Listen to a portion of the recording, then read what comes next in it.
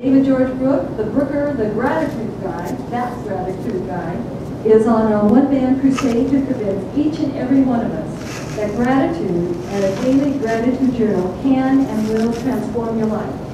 As the author of the Brooker's Daily Gratitude Journal, David will show us the transformative power of gratitude, which will create a very healthy coping mechanism in a world of so many destructive ones. And Mr. Brooker, thank you for coming. Thank you. Thank you, Janice. Thank you, everybody. I don't think I'm going to use a mic. I have a pretty booming voice, and I like to kind of wander around a little bit, too. So I'd like to start with September 29th, 1998. It was about 14 years ago. It was a Tuesday, and I woke up and looked over in bed and didn't see my wife. Now, that's strange. I don't understand why Dana wouldn't be there. And just then, Connor comes running in. He's 4 years old. Goes, "Where's Mom?" And I don't know. Let's go look for her. And just about then, Kyle, who's 14, my other son, gets up and goes, "Where's Mom?" And I don't know. So we wandered. We looked down. Not a huge house, but looking through a few of the rooms. And we walked down the hall, and we looked downstairs. And in front of the washer and dryer, Dana is face down in front of the washer and dryer, and it frankly looks like she's dead. And so we go running down there, and I scream to Connor and Kyle, call the cops and call fire and call Medic 1. And Kyle's doing it. Connor is crying like crazy. He's only 4. What's happened to Mommy? So the next thing you know, the house is just teeming with fire and medics, and there must have been, I don't know, 25 people there, what have you. And for those of you that have ever been through any kind of a trauma, time loses all measure. I've had a lot of very sad things happen to me, which is one of the reasons I got driven to gratitude.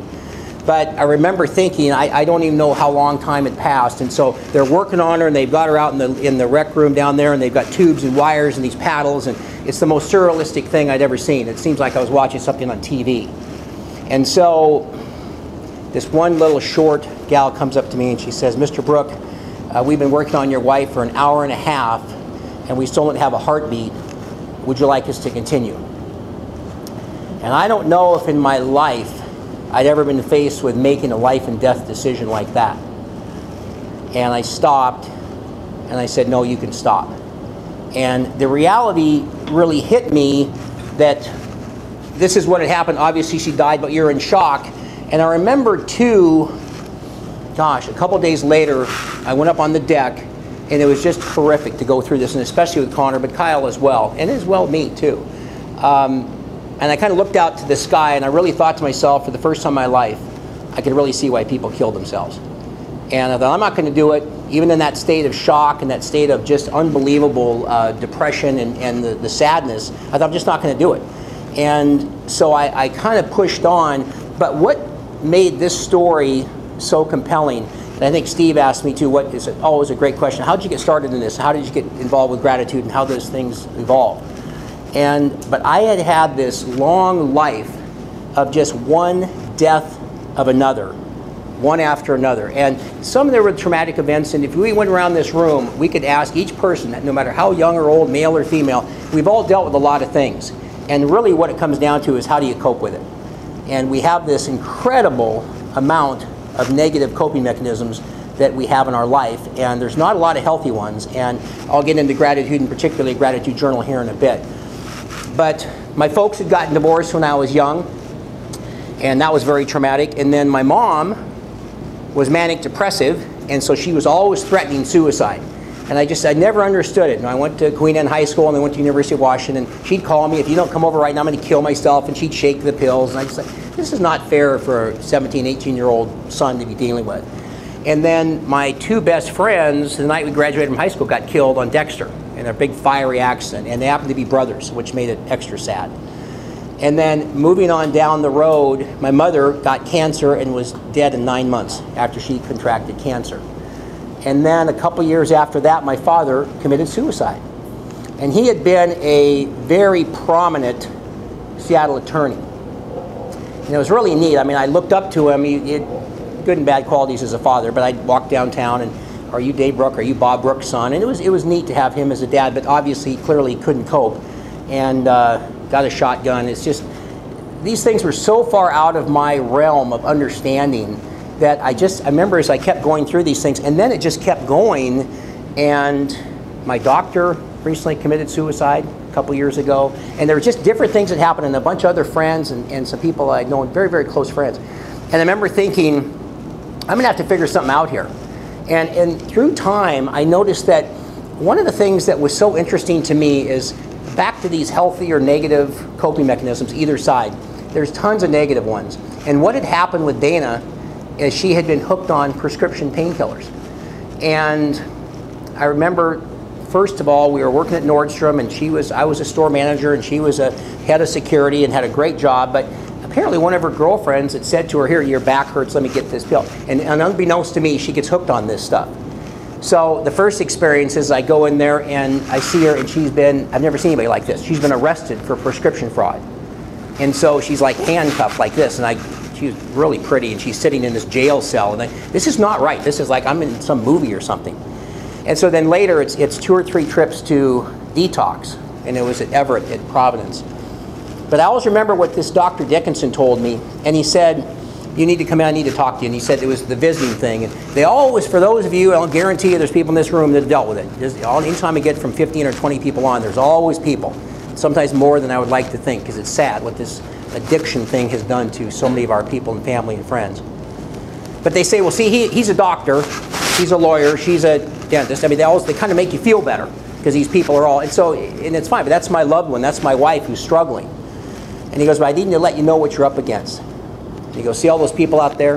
And it doesn't matter the age, sex, young, old, whatever. He says 1 in 20 of them will make it back to a normal life. And of the 19 that don't, half of them will be dead in the next year. And Dana was dead less than a year later. So that 1 in 20 thing really became kind of a mantra of mine. And I started thinking about, what is it about when people tell you you need to do something that's good for you? I was talking to Ryan. And I was thinking, when you tell 20 people, I decided today, I did something different that I don't normally do.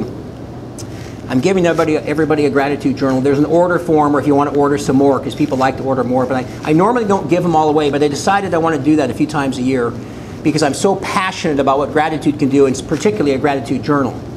But I notice sometimes when there's not an investment of the energy into it, even if it's $15 like these are, people don't seem to take it as seriously. But I thought, what is it? You tell 20 people, here's a book you ought to have, and you know how many people normally buy it? For me, it's usually 1. And I manage these big Nordstrom stores and later Lowe's, and I noticed that 1 in 20 thing happened all the time, and I thought, what is this about? That's 5%. That means 95%. Would you get that gratitude journal? I'm working on it. I'm going to get it. It's okay. And so I've been preaching that as long as I've managed people, which is most of my life. And one of the things I noticed about managing people is, just for those of you here that are parents, there's really only one rule, in my opinion, that's ever worked great for managing people and raising kids, and that's the example you set. And if you set a really good example, not a guarantee, but there's a pretty good chance you'll have some good kids and some good employees. So I started preaching this 1 out of 20. And I later left Nordstrom and I started my own business, and this is just a few years before Dana died. And so it was a detail shop, and I was going to grow it in this big chain, and I hired a bunch of employees, and it really was working well. And I hired this gal one day, and she turned out to be great, but she'd had a pretty tough life. And I think at one point she may have been a stripper or possibly molested. I never got the real story. It was a tough one to kind of hear. But she was really a good worker. So I would just preach over and over again this 1 out of 20. And she says, I'm going to be your best student. I will always be the one. I'm going to do whatever you think, Mr. Brooke, and so on and so forth. And so I said, great. So then she gets pregnant. And it's by one of the guys at the shop. So I thought, well, okay. Then she says, it doesn't matter. Here's what I'm going to do. I'm still going to make you proud. I am going to have this baby, and I'm going to move down to Texas where my mom is, and she's going to help me. I said, great. She goes, I will be that one. I will be your shining star. And I said, okay, great. So 6, 8, 9 months goes by. She moves down to Texas, and I'd forgotten about it, and the phone rings. And I answer it, and it's Dave, it's Tracy. And frankly, I'd kind of forgotten. And she goes, remember me? I said, oh, of course. And she goes, I just want you to know, I'm the one. I changed my life, did a complete 180, turned it around. You should be so proud of me. I was thinking later, did I ever know I'd be using her in stories later on? So she says, I had my baby, and I said, great. What is it, a little boy? What's his name? His name was Billy, I think, or Bill. And how is he? Is he good, healthy? Yep, everything's great. And she says, and I have a new man in my life. And I'm actually quite thrilled about it. And I know there've been some suspect men in the past. What's his name? His name is John. What's John do? Well, he's on work release right now. And I just remember my jaw just kind of hitting the floor, just kind of thinking, Tracy, God bless you for trying, but that's not exactly the kind of role model I was looking for you. So I think what happens is, for me, what made it so doubly, triply, quadruply, if there's a word, tough, is not only did I lose my wife, but because of the prescription pills, we lost our savings, I lost my house, I lost my business, I lost everything. And I'd been a big star when I was in my late 20s and early 30s. I learned how to fly, made a bunch of money in real estate, and was really managing a fancy clothing store downtown prior to Nordstrom. And so it was all gone. And I remember thinking, and I mentioned this to Steve too, about there's points in your life where you have to decide what's going to turn around for you. And what was the genesis? What was the turning point? And since I was 19, I had a professor of mine asked me to come back and speak to a class. And I sat in front of a class of about 30, 35 kids, and I was 19. I was a freshman at the U. And I just got this bug. I just have to be a speaker. I just have a message, it's motivation. And so then I would tell people for a lot of years I'm a motivational speaker. And they'd look at me like, yeah, what does that mean? And it's like I had my friend, he says, I'm a comedian. I said, aren't we all? It's like, what is that? And so, but then gratitude came along later, which I'll talk about in just a second. But what was interesting is that having been a big star, as I call it, or somebody who'd made a lot of money and driving a nice car and all these things, here I was with nothing. And so Kyle, I sent to spend a lot of time with Dana's parents because it was just so tough for me. And I took care of Connor as best I could, and actually moved in with a friend of mine because the house was gone. The house was taken. It was just, I remember thinking, how could this happen? And so Jim says, well, you can come over and stay at my place. So we took our stuff that we had. We went over to his house, and I'll never forget, he has a big bed, and he goes, well, Brooker, you can use my bed. And I said, no, Jim, I'm so appreciative of this. Just, how about we sleep on the couch? Well, then he says, okay. And so then the couch is like this. It's like you roll into Connor's rolling on me and everything, and it's just not working. And I'm already irritated as heck because what's happened in my life. And so I find a piece of foam, and I get a 6-foot piece of foam in a sleeping bag, and I put it kind of between the wall and the dining room because that's the only place it would fit. And here I am with my little baby boy, and I'm in the sleeping bag, and I'm like shivering, and I just look up to the sky. So it's come to this. Didn't you have a flying airplane at one point? Didn't you have but that's what happens. And I think for each and every one of you, we all had those. Now some of us are older than others and haven't had as many experiences as some of the younger people, but it doesn't matter. Because you're going to face those times in your life when you're going to get to this crossroads. And I think having lost all that, I remember thinking, you got to decide if you're going to take a left or right on the road. It doesn't go straight anymore, there's a T. You're going to go left or right. And then here's what's also sad, which I didn't mention. Of the 20 or 25 deaths that I've been very closely associated with, I would say half of them were of their own hand. It was either suicide or pills or booze or all this crazy negative coping mechanisms, and we all need them. In fact, I thought to myself, what is the thing with drugs anyway? And why do so many people take drugs, and why is it such a big problem? And I could go around this room and ask every single person, and I bet you a lot of you would say the same thing I've thought, is people are looking to numb themselves. They can't deal with these things. And so, hey, take this, take that, drink this, drink that. And I also think it's sort of sad because if you look at life, again, every one of you, and I speak to large groups, small groups, it doesn't matter to me. It's just they're all these people that I think there's a message that can really help. And our lives go like this. They're up and down. Now, this is a lot of fun up here. But this is what really defines you down here. And this is what teaches you. And that's the thing that makes the difference. So how are you going to get past this without dying? And then there's some cases, and Dana, years later, it wasn't that many years ago, a friend of mine said, do you think she committed suicide, or do you think it was an accidental overdose? Because she was hooked on Vicodin and OxyContin. So I thought about it for a minute, and they said, well, let me answer it for you. Let me help you out with it. I said, what's that? And they said, I think if she had committed suicide, she would have left a note. Because she had you, and she had Kyle, and she had Connor, she had her folks, she had a couple of brothers, and so forth. And I said, well, that makes me feel better, because maybe you're right.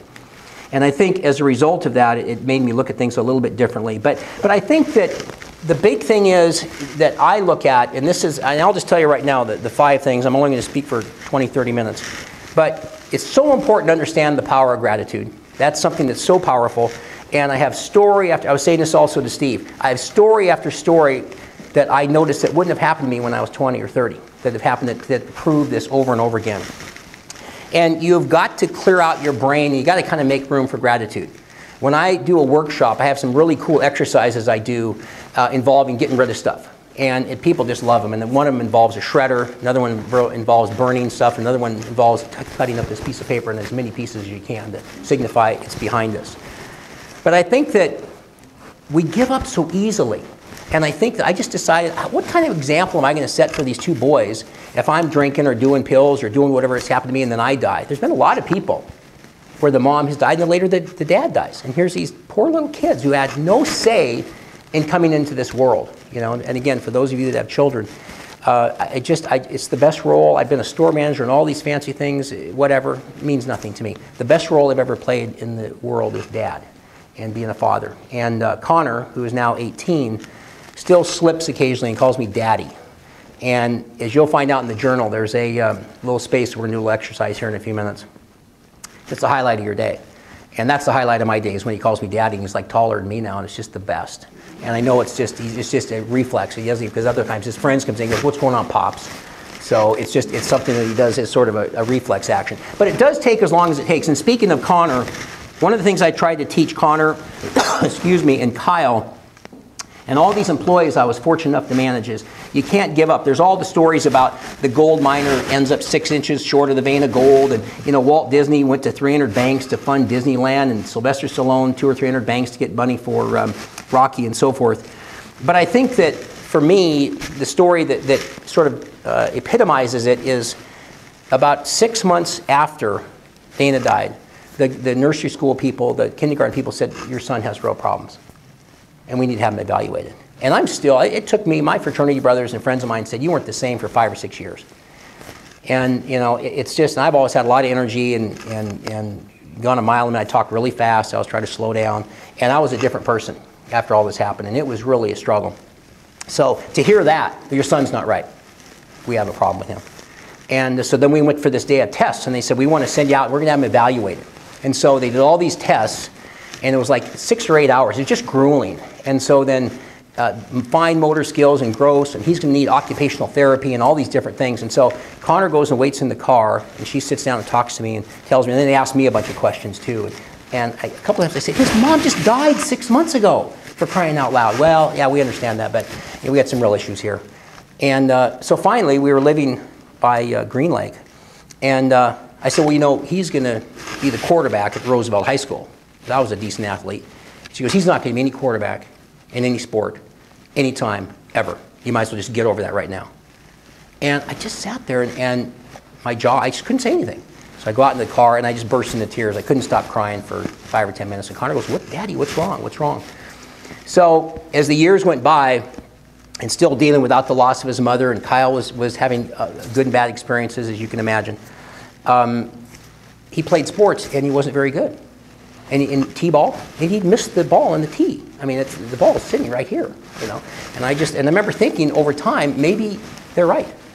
And so then he wanted to play baseball. I said, "You can play whatever you want. Baseball, football." He tried football, didn't like it. Baseball, couldn't run, couldn't hit, couldn't throw, couldn't catch. And he'd go back and he'd run into the dugout and just put his hands in just cry.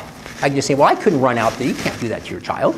You got to let them, get through this themselves." So on May 31st, 2005, we had a game that I'll never forget, of course, and it was the bottom of the 7th inning, and they were down 7-6. And 2 people were out, and there was a guy on second and third, and guess who comes up to bat? And I see him coming out of the dugout, and I'm just going, "How about a walk? Could we just maybe a walk?" And then Connor gets up to the plate, and I'm just going, "Okay, but no strikeout, if we can, possibly." And ball 1, strike 1, ball 2, strike 2, it's full count. Next pitch comes, and he just rips it down the third baseline, just inside the bag. Just tucks inside the bag, goes into left field. The guy from third comes in. So the guy from second's rounding third. Here comes the ball, and here comes the guy, and they collide at the plate. The guy drops the ball, and they win the game 8-7. And so the entire dugout, probably 15 kids, runs out to second base, puts him on his shoulders, and carries him off the field. And it wasn't until 2 or 3 years ago I could even tell that story without cracking up because it was so emotional. And I had such a big lump in my throat, and I sat in the stands, and I couldn't talk for probably an hour. And when we got home that night, when I kind of regained my composure, we sat down, and I said, Connor, I'm going to tell you hopefully one of the best lessons you'll ever learn in your life, and that is it was never about baseball. It was the fact that you never gave up. And you didn't. And I still, even to this day, I watch so many things that he's done where he just didn't give up. And interestingly enough, I'd like to find that lady, and I'm not a mean person, but he's now the starting pitcher on the baseball team. He's become that good of an athlete. And I don't think there's as many genes involved there as just persistence and never giving up and so forth. But what I noticed is that it takes as long as it takes, and I have a lot of other stories, and I don't have a lot of time today, so I'm not going to go through it. But here's what I want to do. I want to do a little exercise with this gratitude journal because this is what changed. And again, Steve asked me a great question. How did you get involved with this journal and gratitude? And this buddy of mine says to me one day, you should get a gratitude journal. And what is that? And this is obviously a number of years ago. And it really ultimately changed my life. And I bought one online. These are available on Amazon. And as I said, if you need any more, you can fill out an order for them because a lot of people want to get them for gifts. And they last about 3 months because they're good for about 90 days. And so then I made my own because I wanted the structure that I wanted. I had a very specific reason why I wanted this to be structured this way. And if you go to page 6, it says how to use the Brooker's Daily Gratitude Journal. And it's very simple. You enter the day and the date. And then the daily number is something you can see on the pages. It's just a journal after those first few pages. The daily number is a very important aspect to this, and it's a number between 1 and 10.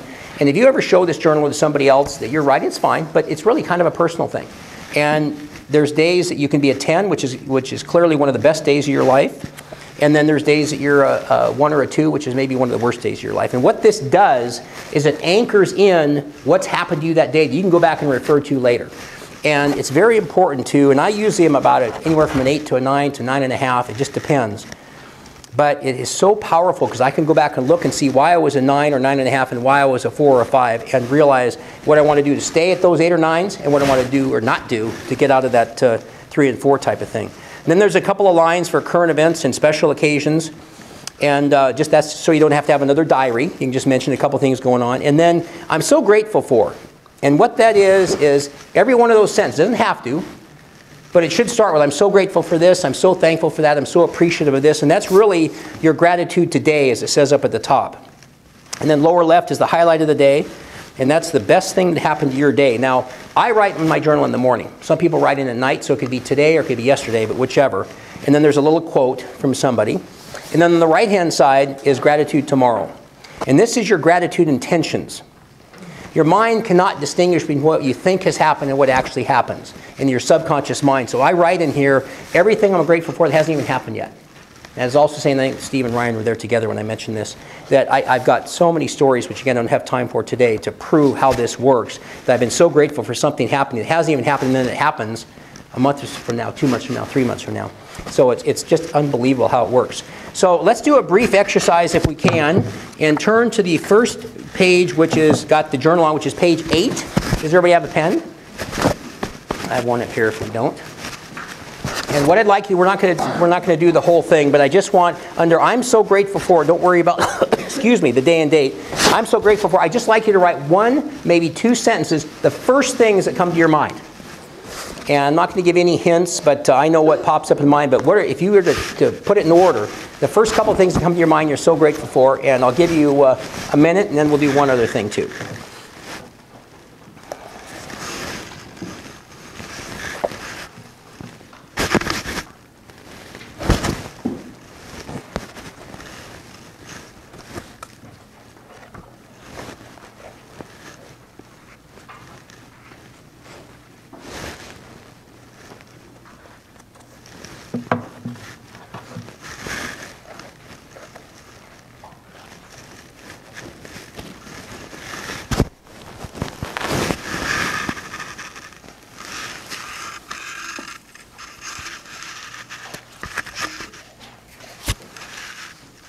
And then for those of you that are speedier than others, put down your highlight of the day. And again, I'm assuming that would be from yesterday. The best thing that happened to you yesterday.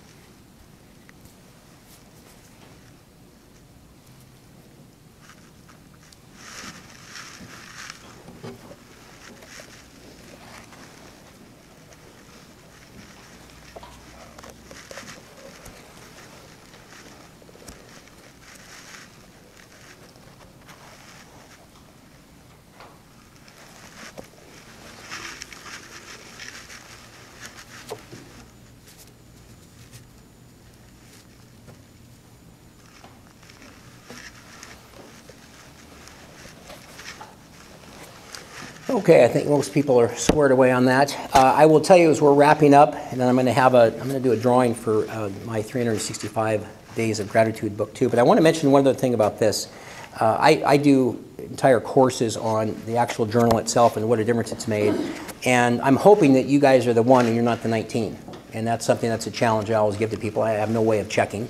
But I really hope you are, because the transformational powers of this are unbelievable. And again, I don't have a lot of time today, but I can give you so many stories about, I'm not just teaching out of some book. This is what has changed me. And I'll give you one quick example. I was doing a talk up in Burlington, and I woke up that morning, and I don't know what was wrong. My mom had been a manic depressive person, which I guess is now bipolar. And must have gotten some of that depressive thing. And anyway, I was like probably a 4. And I don't know what my problem was. And I thought, you know what, here's what you better do. I'm the gratitude guy. I got to be setting this example. I can't be down. I can't be negative. I can't be cynical, any of those things. Gosh, I'm pushing how grateful we all need to be. So I grabbed the journal and went down to Starbucks, didn't even take a shower. And I wrote in my journal. And it's always, to me, it's 7 or 8 minutes. Some of you might write faster than others. Some of you can do longhand, whatever. One thing, by the way, I might mention the quote that's at the beginning. It says, if you think about it, it's like a dream. If you talk about it, it inspires you. But if you write about it, it empowers you. So it's very important that you write about it. And people, how about a tablet? Can they do it on a tablet? Fine, you know. Well, I think gratitude. Well, what did I just say? It's a dream. You want to be a dreamer? I mean, whatever. I mean, I'm just telling you, it helps. And then the best part of all, you can go back and reference it. You can go back and see how you were feeling, and it's just like any other kind of a diary. But on that day, that took me from about a 4 to probably about a 6. So I went up to Burlington, and I still wasn't, usually I'm an 8 or 9 or 9.5 guy. And did a talk, and there was, I don't know, 150 people. It was actually a pretty good size chamber. And I always sell a bunch of books afterwards and journals, and they sign them, and it's really, really neat. And it's like, she's crying. And she comes up to me, and she goes, you just changed my life. I said, what happened? She says, well, those 2 stories you told about this and that, and I thought about my husband, and he had passed away. And can I give you a hug? And being single, I'm always looking for a hug. So, so I'm surprised some of you women have already gotten away from me this morning. But she said, sure, and my name's Janice, and she said, can I get a journal? And I'm going to get a couple more as well. And a couple other people had really nice things to say about the talk, and you know, it's just, gosh, I didn't realize that's what this was going to be about and so forth. Anyway, I get in the car, and I drive back to Seattle, and I've got the biggest smile on my face, and I'm probably 9.5 now. And I realized what had happened. I didn't take some pill, I didn't take a drink, I didn't do this, didn't do that, it's whatever. I had changed the lives of some people, and I'd been grateful for what I'm grateful for, you know, and thought about it. And so it just has made such a big difference. So I encourage you to finish the rest of this when you have time and try it. I do a daily video on YouTube every single day, and I put it on my website. And the one yesterday was called 30 Days. And 28 to 30 days is how long it takes to develop a habit. So if you can keep doing it by then, it really will catch on. But it'll absolutely change your life too. So I want to do a little drawing for this book. Diane, does everybody have a business card here? Your own. If you would do me a favor, take out your business card. And I'm going to draw for this 365 Days of Gratitude. Then I've got a couple other things to say, and we'll wrap up. So here's what I would like you to do is, I'm assuming your name and email are on there. But hold on a sec, Diane, because I wanted to do a couple things. 1 second. So on the back, I do a lot of gratitude coaching and life coaching. If you would be interested in a complimentary 45-minute coaching with me on the phone, put a C on the back and circle it. And that's one thing. I do that. I do a number of those a week, and it's really, really thrilling to me to help people change lives. And then also, I send out a Monday video every morning on Monday at 10 a.m. that I send out to my mailing list. And then I send out a newsletter once a month. So if you want those, great. If not, put an X on the back. And then otherwise, I'll put you on the list. Because I don't like to put people on the list unless they want to get that. No, X is if you don't want it. Oh. Yeah, if you don't. So just the C for if you want to do the complimentary consultation, which is about 45 minutes, and then the X if you don't want to be on the list. So you can go ahead and collect those, and I'll go get one of these books, and we'll see who the lucky winner is here.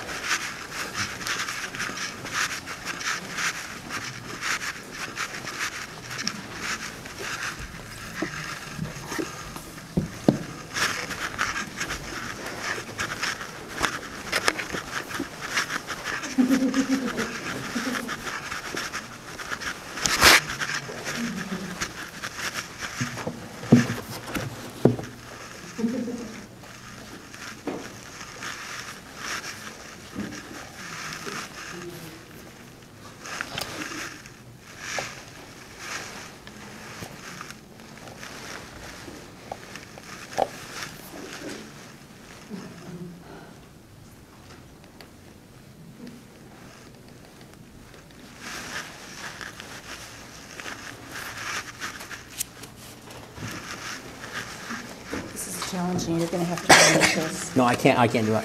Obviously, I know people here. No, just can you have Janice do it? Just have Janice pull it.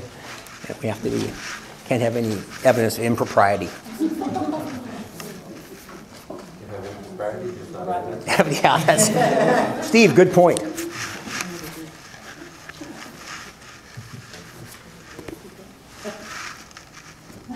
It's Janice. I think that would be actually. Well deserved. That's okay. Now, well deserved.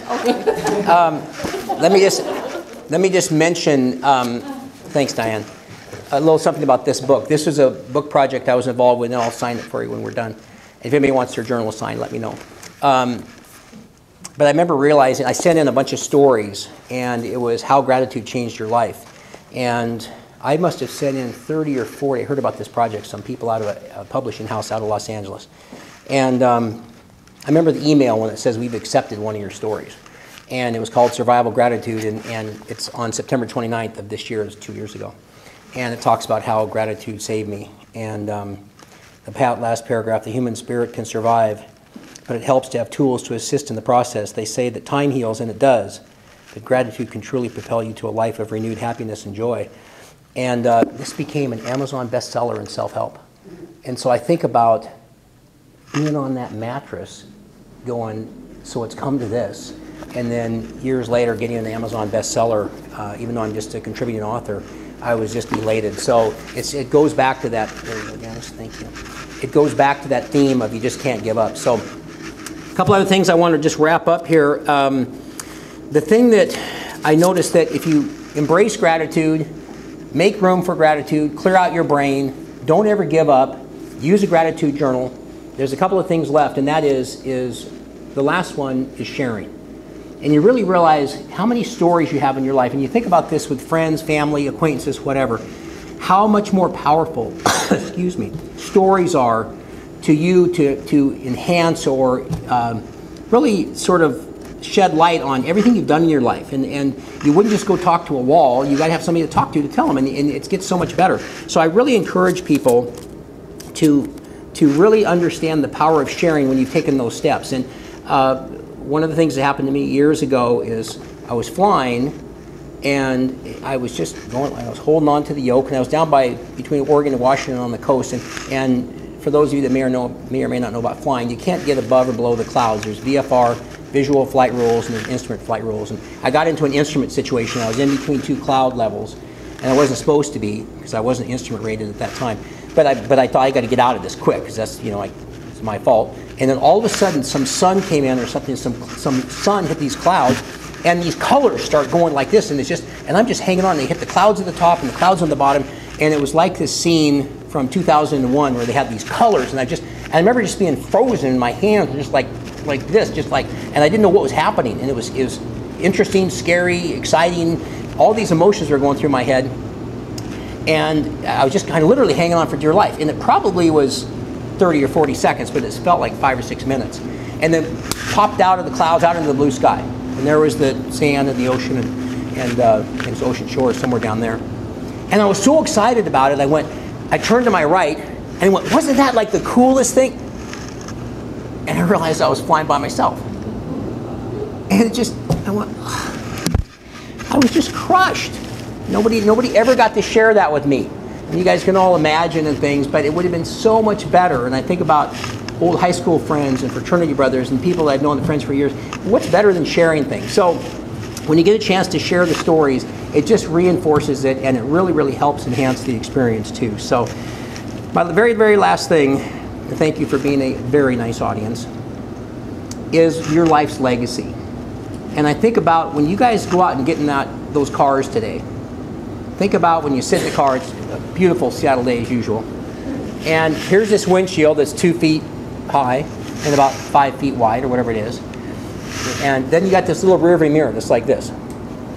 So think about that when you're driving. Most of what you should worry about what's in front of you, your life. Learn from the past, but put it in about that proportion.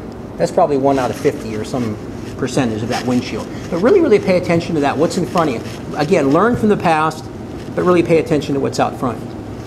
And then when you think about it, what is going to be your legacy? How do you want to be left and thought of in this world? And I know for many times people have said, well, write the obituary and you can see a gravestone, whatever. That's kind of morbid. But all I know is that when people have said to me, you just changed my life, and you can impact people in that way, it's so incredibly powerful. So think about that. But I will tell you, writing in that gratitude journal every day, thinking those thoughts, even if it's just for 7.5 or 8 minutes, has just unbelievable power, and it's an extremely healthy coping mechanism. I feel like I've changed a lot of lives, but for me, just even standing here today, gratitude changed my life. It really saved my life, and it can save yours as well, to whatever extent you need. Thank you very much.